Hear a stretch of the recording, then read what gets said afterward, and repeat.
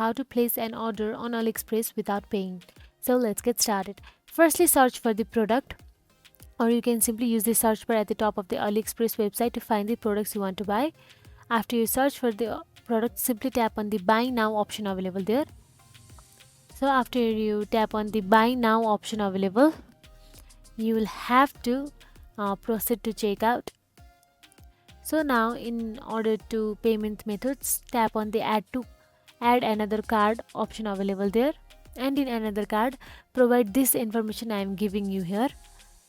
Use the same information I have provided you here and simply tap on the save and submit, and the card will be saved and submitted. Once you use this method or use this card in order to place an order on AliExpress without paying for it, so you can see that this is saved now. Now you can simply buy it. So that is it, guys. If you found this video helpful, please like, share and subscribe our channel, and thank you for watching.